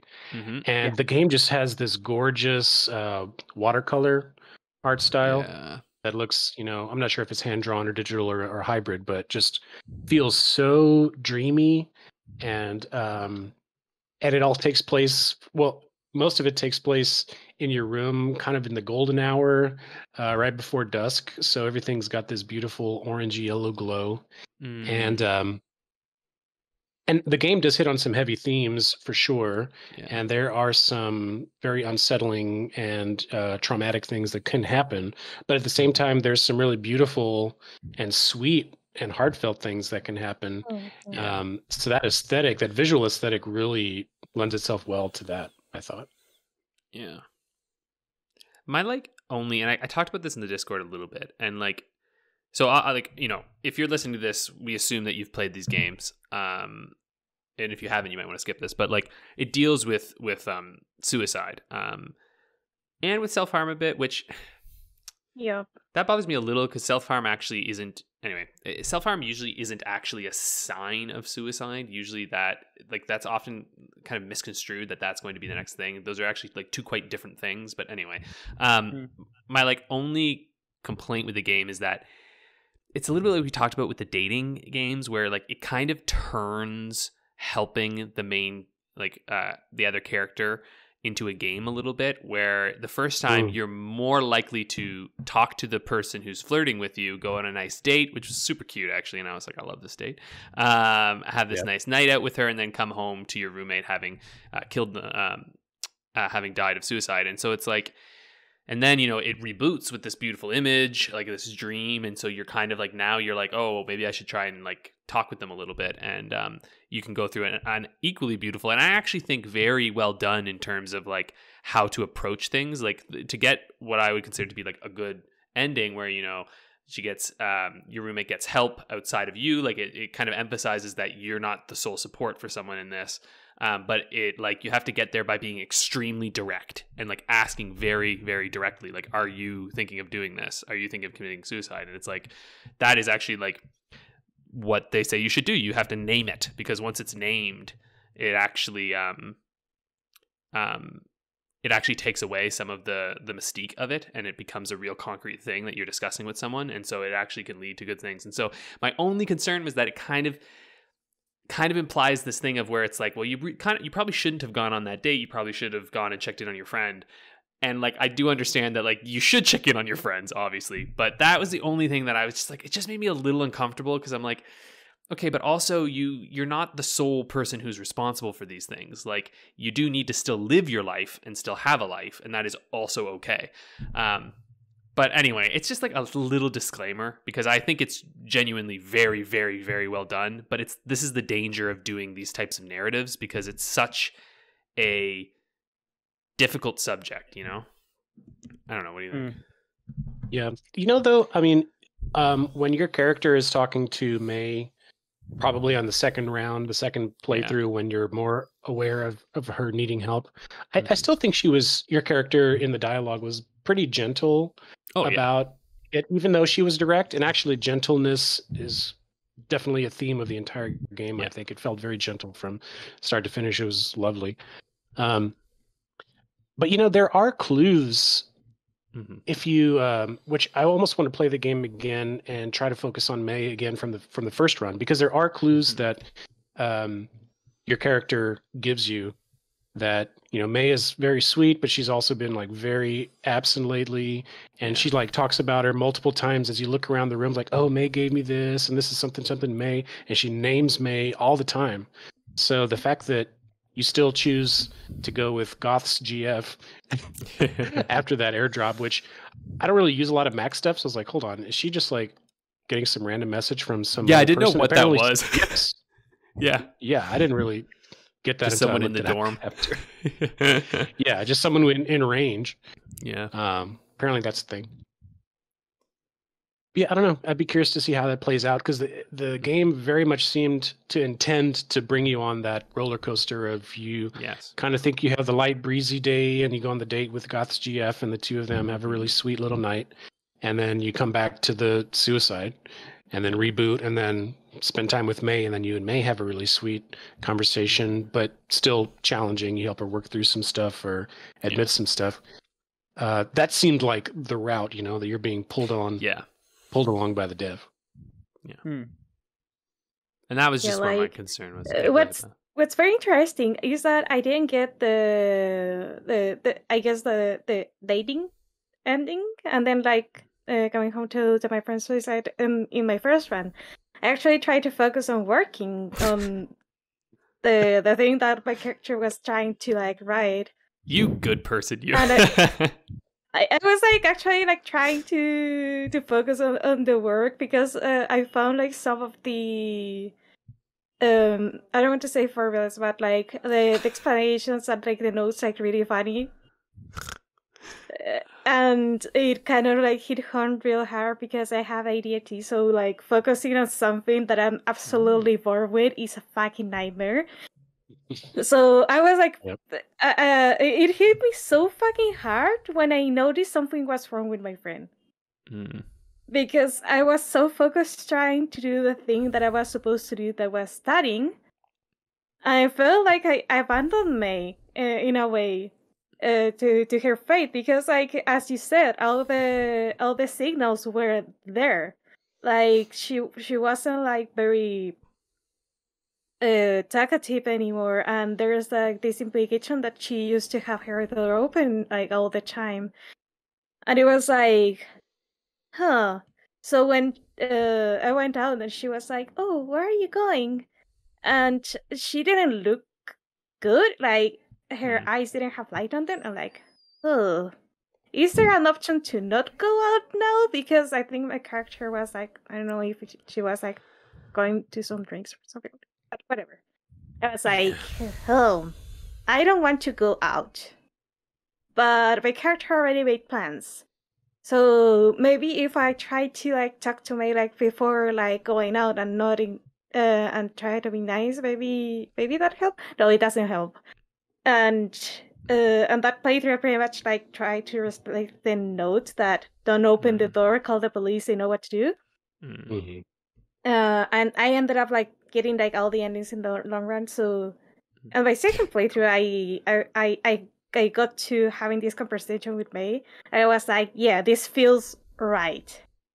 Like this is what I should have probably done instead of being like so focused on work, because it's like you like work will be there, but your friend may not. So it's like, oh. And then just for completion's sake, I got the other two endings, and they were like, yeah, the one where you get like with the other chick was like cute, but not my cup of tea. And the other one was like, you kind of like save her like for the night, I want to say, and then she goes like she moves away, and you don't hear much from her. Yeah, I think. So yeah, I got all the endings, and I I really think this was a very well done game. Yeah, it's Sure. my memories are a bit fuzzy because I played this game all the way back in April of 2020. Wow. But I mean, there's a forum post sort of bouncing around from back then when I was like, this game is amazing, and I really enjoyed it then. I thought it was really really delicate and really well written. It did a really good job of tackling what is an easy theme to probably get very, very wrong. Yeah. The dev said it was inspired by her real life experiences too. So I hadn't seen that, but yeah, I mean, I don't want to say much more beyond echoing what you guys have said, which is I think it's a really, really good game, and it was one of my favorites of the ones that were nominated, even though I didn't play it this month. But yeah, it's among my favorites of the group as well. Yeah, I already considered it to be my favorite, but hearing Paula's explanation that even going a different route focused on work, and it still kind of gives you a similar realization that you need to focus on your friend more and kind of get there. I'm just have even more appreciation for it. I think that's really well done. Yeah. It's so pretty. And hey, if you support with $5 plus, you can unlock 15 high quality wallpapers and an exclusive drawing, which actually wouldn't be opposed to doing that because it's a great game that you get for free, which is wild. Yeah, characters are also cute too. Like May is just so super cute, and your character is too. I was just like, all these girls are just the cutest. It's so nice. Let's move on to number 13. So when we extend it in, this is Grimm's Hollow, the most gamiest of the games. Yeah, it's an RPG. I didn't get to this one. Yeah, you didn't miss much. Look, it's. Oh, This is what I was talking about earlier, where I said gameplay is really hard to kind of perfect. And like, look, I have empathy for this because like they took on something that I think is pretty ambitious, which is like creating a whole combat system for like a 2-hour or so-ish game, and a timing-based, turn-based kind of combat system that just doesn't always work. Which was kind of the issue for me. Like as I was going through it, I was just like, I got to a certain part where I was like, I don't want to keep doing this. Like it barely works. Each battle feels like a grind. It didn't feel good at all. Yeah. I had to stop and restart it because I spent about 15 minutes trying to get my controller to work, and I eventually had to use Joy to key just to force it to look like a keyboard. And that was fine, but then real life happened and I had to come back another day. But yeah, I mean, I was actually the most excited about this one. I'd say this was my most anticipated to play, and I hoped it got selected. But actually playing it, I don't know, just the length of 2+ hours, which we knew going in because of this helpful website called howlongtobeat.com. But being an RPG, I mean, that's one of my favorite genres, right up there with Metroidvanias as one of my favorites. But yeah, the execution of the combat, and there was a lot of, like even in the first cave, which is only as far as I made it, you had to fight every few steps, and you could see your enemies pop up on the overworld. It wasn't random battles, but still they were just like little ghosts everywhere that you had to fight. And I got tired of it so fast and just kind of put it down. Yeah, same. I am early doors, but so far, I mean, my impressions might change as I go through, but my impressions have been much more positive than you guys so far. There's definitely some jank in the combat. I won't argue with that. I've noticed that when the opponent uses a special move, if you're mid-selection, if you can't back out, you're just automatically not going to be able to dodge it, which I found a little bit frustrating. But on the whole, I think the game's got a lot of charm. I love the art style. I love the like pale purple, black and white sort of color palette. That's amazing. I really like the vibe it's gone for. I actually like the combat system so far, and I love the skill tree. Yeah, I like that you can just. I like that you have an option between throwing points into base stats or giving yourself new abilities. And I like the way that it's scaled. So, like, once you've done the first health upgrade, it is prohibitively expensive to get the next one. So it almost forces you then to look at other things around. And I like the way that it's all set up. And I like that that's tied into the narrative as well. It seems like one of the endings you get is based on completing that so that you can sort of pass on. This is one I am going to come back to. It's one I plan to sort of play at my own leisure over the next couple of weeks. I just wanted to start it. It's the last game I played. I wanted to start it enough to get an impression of it. I really, really like it. I think I ended up actually putting it as my favourite of all the ones. Really? What? On the list. Yeah, You really are a gameplay is king kind of man, aren't you? I really am a gameplay is king kind of man. I really am. This wasn't good gameplay, but anyway, Cyber said something similar. It says bit mixed feelings here. Like it feels close, but the battle system feels clumsy, especially compared to other timing type battle systems. And the dodge mechanic wasn't well explained. I'm still not sure if it was actually doing it the way it was meant to be done, but it worked the majority of the time. I also had the attack just not register sometimes, but I'm not sure if that was the game or my controller. Art's nice, writing's not bad. I got the worst ending, though. I didn't really mind that. And I think I would have liked it better if it just had a different battle system or if the one it had was better polished. And they say I played on normal, but sort of wish I'd gone for story mode, which I agree. I kind of wish I did the story mode, though I hear the story mode is not actually that much easier. So, no, actually, I started on the casual mode, and after hearing some of you say that, it's like, okay, I just want to beat this game and experience it. I'm not trying to prove anything. But yeah, I mean, I died in a battle, and I was like, there's no way I need to eat multiple, health items to get through this like normal battle. But no, I got hit a few times. Yeah. That was it. Absolutely. I should say as well, I had no problems with the controller. I actually liked this versus a game like Escape the Chasm, where it didn't seem like there was an obvious controller option. I was using DS for Windows, and as long as the controller was on before I started the game, recognized it automatically. See, I don't use that because I've been able to get it to work natively with Steam, but maybe I should give it a go for next time. Yeah, I specifically for like emulate. This is such a tangent. Specifically for emulators and for Game Pass games, DS for Windows has been a godsend because it just works. Like once it's set up, you turn the controller on, it's automatically recognized, and then you turn on the game, and it's automatically recognized again. Good to know.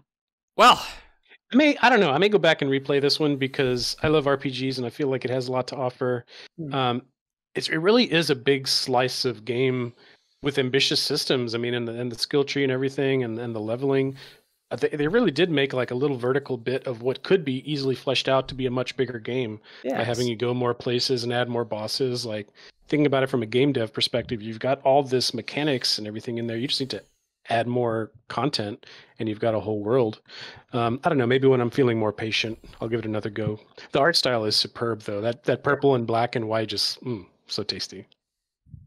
Yeah. For sure. Well, we only got 2 games left. On the 14th, we had 6 Cats Under, which is actually one that I don't have a lot to say about because we played this during our extravaganza, so I didn't replay it. But I love this game. It's a point-and-click adventure. You're a dead grandma, and your cat's got to make sure that they get out. And it's clear that whoever made it, clearly played Ghost Trick first. Oh, absolutely. Because it's basically, it's basically a knockoff Ghost Trick, but in the best possible way. Mm-hmm. Yeah, this game made me feel pretty dumb for a while. I had to also look up a hint because I got stuck at the bit where you have to make sure the TV's on the roaring lion so that the cat gets startled and jumps up to start playing with the goldfish. I was like, I know the cat's got to get the damn fish, but I can't get up there. I didn't think to change the channel. Silly me. I'm not very good at point and clicks or WASD in spaces. I don't play a lot of them. Don't worry, like I actually replayed the game, and I actually forgot you have to like change the channel to the roaring lion. So after a couple of tries, it was like, oh right, I probably need to like use the lion again. Yeah, it was clever though. I mean, I like the setup. It, despite maybe being more of like a death positive game, it's like kind of a cute death.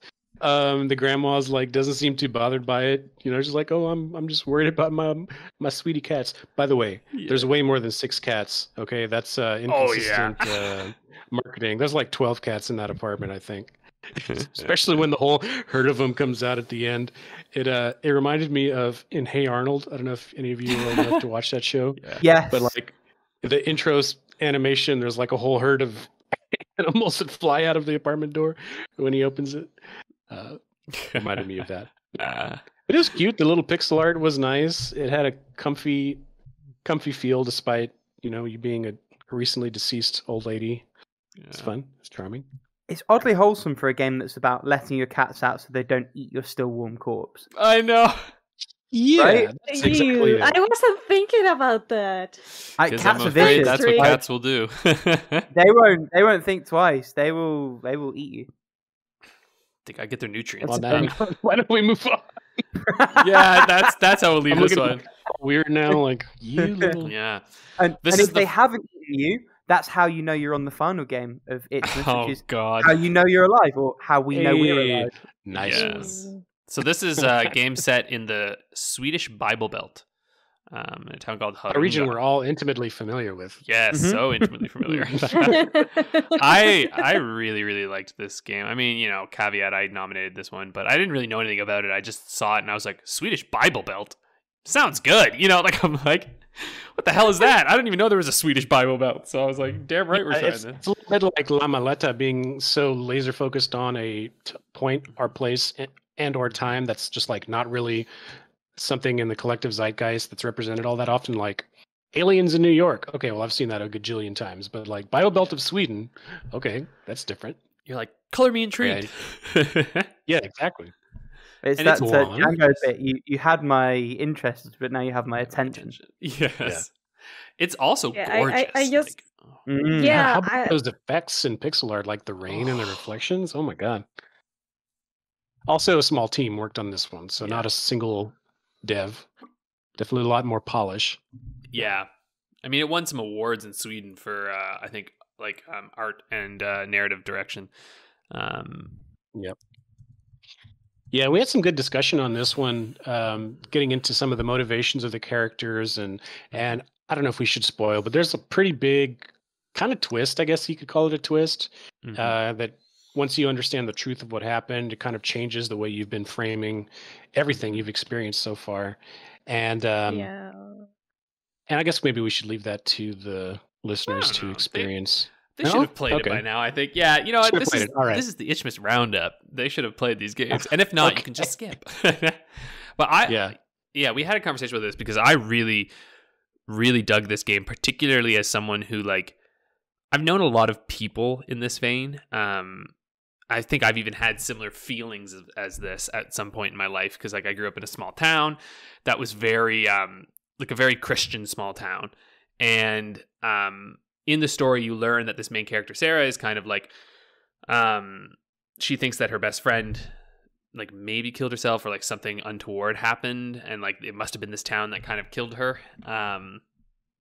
And not directly, though, like just the misery or getting trapped in this place where she would have rather escape. Exactly. Like more like, oh, this town just kind of like wore her down kind of thing, right? Yeah. Right. Not like there was a plot or anything. Like not that thought. But I just really loved it because, you know, there's this kind of like, I think it's really easy to frame this as a story about this kind of entitled girl who comes back and like doesn't see the value of her small town. But ultimately, like that small town did in some way or form shape who she is, right? And like there's a real easy way of saying like, oh, well, no, because her friend, and I'm forgetting the name of her friend now, it's gonna drive me nuts. Maria, that's it. Yeah. Maria fit into that town. She wanted to get married, have a kid. She like really fit in. She actually liked going to church there. And it's like, you know, Maria's sister, I think, you know, pretty reasonably is very upset and like dresses down Sarah, but like also realistically, she's also ignoring the fact that this town could never be the home that Sarah is looking for because she simply doesn't fit in with this kind of very specific social structure within that town. And like that's why for me it was such a tragic game because like ultimately I didn't feel like anyone was a villain per se, except maybe that cop, he's an asshole, but but you know, that's how I feel about it. But like everybody was just like, I think kind of doing their best, and yet can't realistically really, flawed, you know. And it's to the author's credit that, or the developers' credit, that they didn't take the easy way out in any of those. Like, there's a lot of easy sort of tropey directions that story could have done, and I think it's really, really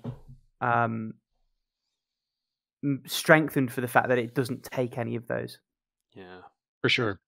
Yeah, I really like how you usually are expecting something when you when the main character starts like solving a mystery. It's like, haha, so it was this all along. And the way the expectations are subverted, it was, even though it made me sad, it was wonderful. Yeah. I was the asshole all along. Is basically this game. Pretty much.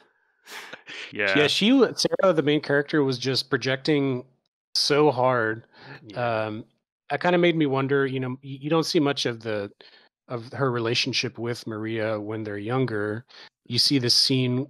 I think you see two scenes. You see one in Maria's bedroom, and that's when Sarah's like, "All right, I got us tickets to go, to Stockholm, and we're gonna get away." And that's when Maria tells her that she's pregnant, and that's really when their paths diverge. And then there's another one when they're sitting on the car on top of the hill, and it's kind of similar. Like Sarah's still, musing about how excited she is to get away and get into the city, and she can't fathom. I don't think she even understands that Maria doesn't feel the same way. Yeah. And I think she never really began to understand it until the events of the game that you play right at the end. Yeah. It kind of makes me wonder, because she wanted Maria to come with her and take her with her. I wonder if maybe there was some unrequited love that Sarah felt that she wanted to take Maria away, and maybe like Maria would fall in love with her if they moved to the city or something, and she was frustrated by the fact she never wanted to do that. I don't know. Sarah seemed really invested in Maria for just being a normal small town friend. I don't know. We didn't get to see too much of it to understand. That's true. Sarah did read to me as coded queer. Like it felt like that was like because like she also gets like a lot of like, she goes talk to the store clerk. She gets the homophobia kind of thrown at her a fair bit. And so like I could feel some of that coding, which could just be me looking into it, because whenever I play a game, I'm just like, where are the queer characters? Like I get excited. I'm like, where are we? Are we in this game? But that's also why I don't know if I got necessarily unrequited thing. Like I think I got a little more of this concept of where she's just like, well, Maria, I know you're a great writer. Like we both want to be writers. Like let's go out of this town and, be writers. But yeah, I don't know. Because I feel this thing where it's like, man, like I had to leave my small town because I just couldn't do anything there. Like even if I wanted to, it didn't work. Which kind of sucks because it's too bad, right? You get raised in a community and then, you get Paula, yeah. Yeah, I did the same thing. I mean, I left this tiny town too to go to school somewhere bigger and be exposed to more stuff. I mean, actually, I discussed this on my first guest appearance. If you weren't into the hunting and fishing and small town life, going to church, you were not welcome. Yeah, that makes four of us. Yeah, see, we all get it, right? Universal experience almost. Country bunkings into some big town. And it's just hard because, if you don't fit into that mold, but then if you do fit into that mold, it's really hard even to understand, because it almost feels, I think for Sarah, it feels a bit like a betrayal, where it's like, wait, you relate with all of these people? Like, this is like, you actually want to be here? Like, the people who have been, like, harming me throughout my life? Like, I think that might have been part of why she's like, I can't even imagine that reality, because it probably feels like betrayal, whether or not that's just selfish, but... And the way that read to me was like... Yeah. I was just going to say, the way that read to me is like Maria was Sarah's one friend in that place, the one person who maybe sort of got her, and the idea that like even that constant wasn't really the support and the sort of concordant voice that she thought it was. I think that was maybe the shock in that. That's certainly how it came across to me. Yeah. It's just sad. That's a great narrative where there's so many valid readings within it. Yeah. It probably could have had a little more point and clicky things to do, but like overall, just it left me thinking for a long time. I was definitely like very like, damn, okay, this one hit me. Yep, agreed. Yep. So should we, before we move on, because we did a poll that has the top 3 games based on a ranked choice voting system, which I will briefly explain. Should we do a little breakdown, Dune, of like the what was nominated, what actually won? Yeah, so it was really funny for me because in the Discord, we had a very active thread on the 12 games of Itchmas throughout the nominations and through the games, and the whole narrative versus gameplay thing that I keep talking about was something that I found and still find very interesting, and and especially the disparity between the ratio of those that were nominated versus selected. And so by my first pass assignment of whether something was narrative or gameplay, which is debatable, as clearly we debated it today, we had 49 games nominated. Of those, 24 I would consider narrative, which is 49%, almost half. 18 were gameplay focused, which is 37%. And then I put mainly some RPGs that seem to be balanced as both, so about 16%. So half narrative, the other half about either all gameplay or more of a mix. In terms of what was actually selected, 12 of them were narrative, which is 80%. Okay, 4 out of 5. And 3 of them were more gameplay focused, so 20%. So we saw a huge skew in what people actually wanted to play, leaning towards narrative, even though it's pretty balanced in terms of nominations. Because at first I thought, well, maybe it's just these itch games tend to be more narrative focused because you can tell, a small story and still have some impact and not have to spend a lot of resources and time to craft, all this game around it. But I don't think that's necessarily true. So now that you know those numbers, I'm curious if you guys have any thoughts on that. It is interesting because, go on, ahead, Rick. sorry. No, you're good. Well, I was just going to say, I find, even having gone through and playing it, the ones that I ended up liking the most were kind of those little narrative slices of life. And I almost think that, to create strong, good gameplay for such a small game can be really hard, right? Because it takes so much polishing. So I don't know. That's my sort of feeling on it. But I also nominated 2 games that I think were gameplay games. But no one wants to do the Game Boy. But I promise you, Unearthed is really good. It's Mole Mania, but with space. I definitely wanted to play it. Yeah, I don't know. I think there is something to this. Just hard to make a good gameplay game that feels good to play. Like the battle system of Grimm's Hollow. It's hard to point out exactly what about it makes it not feel good, or maybe there's just too much of it. Finding that balance between narrative and gameplay can be hard for a solo dev versus someone with more experience or with a team. Yeah. And the tools for a narrative game are much more accessible. I mean, we mentioned Bitsy. I know Cecile Richard uses that one. You have RPG Maker. There's a visual novel maker version of that. Game Boy Studio. Lots of tools that make it very, very accessible to make that kind of game. I think the skill ceiling for making something action is higher as well. Equally, I think it's probably easier on an itch page to communicate the narrative merits of a game, especially in that kind of game. You're probably going to be focusing more on the visuals because you've got less mechanical stuff to juggle with. And I wonder how much of a factor that is. There's also, I think, the bias of our community. I think our community probably values storytelling in games a bit more. Whether that's a factor, our sort of mores and tastes and what have you. Yeah, it really made me wonder. Sorry, go ahead, Paula.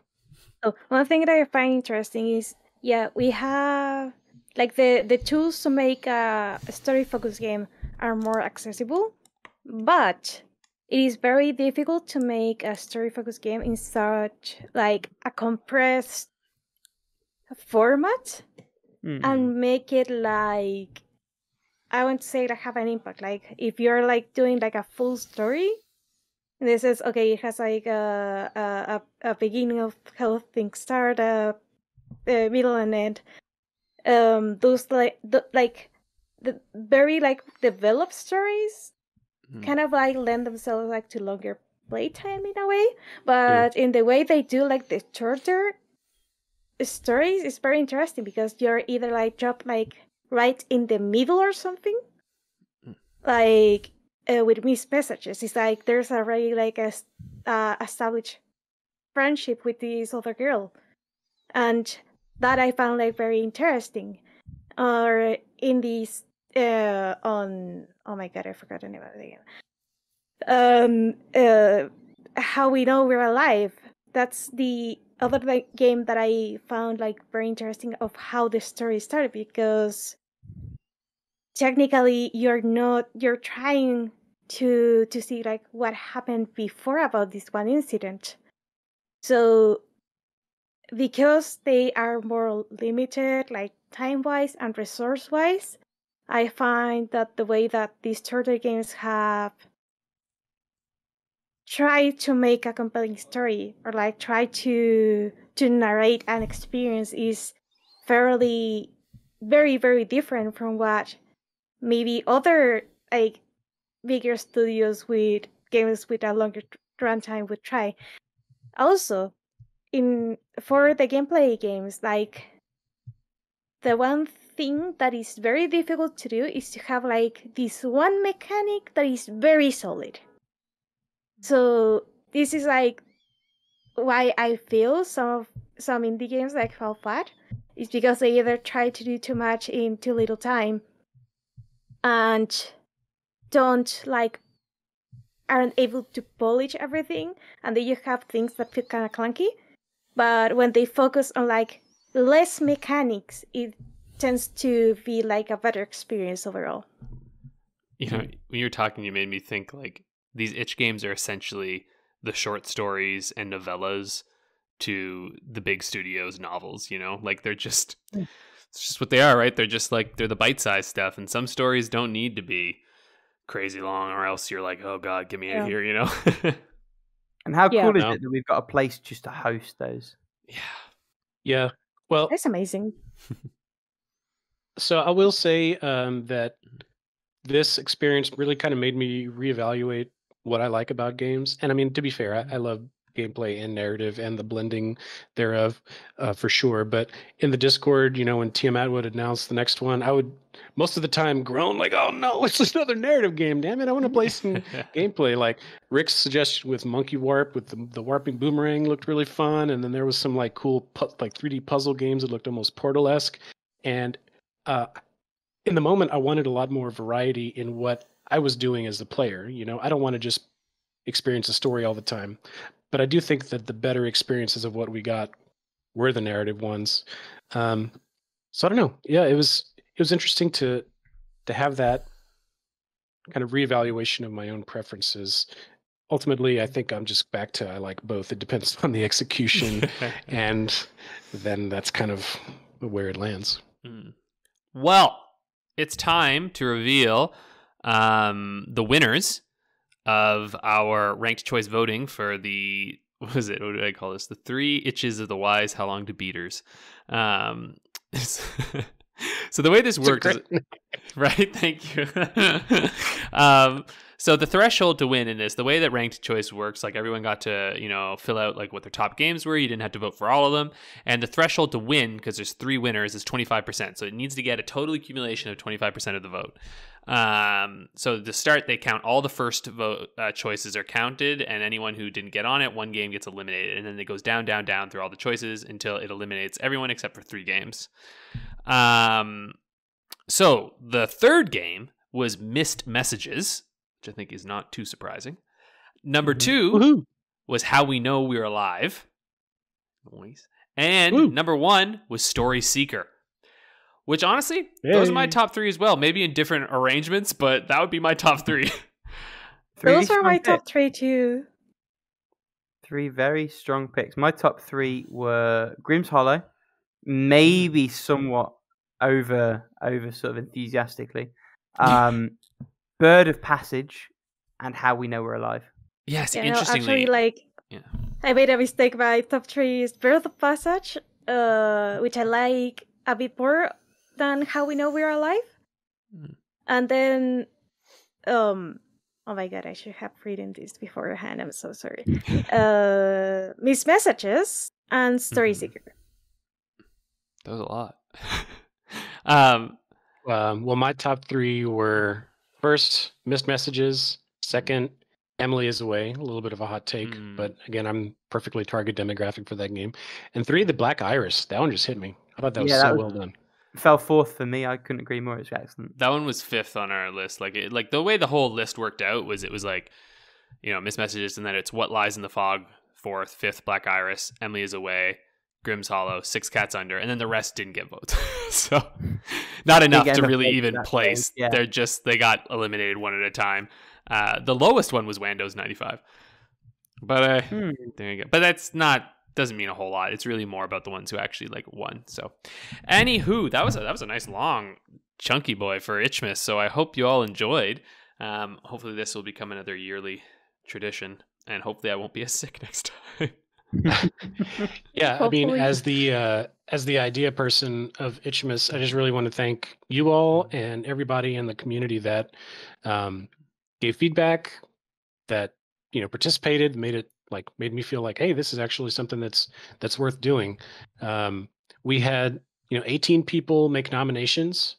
We had 22 people vote for those to be selected, and I think just about everybody that voted played some of the games. It's hard to tell who played. I was looking through the completions on how long to beat, but I don't think it tells you when.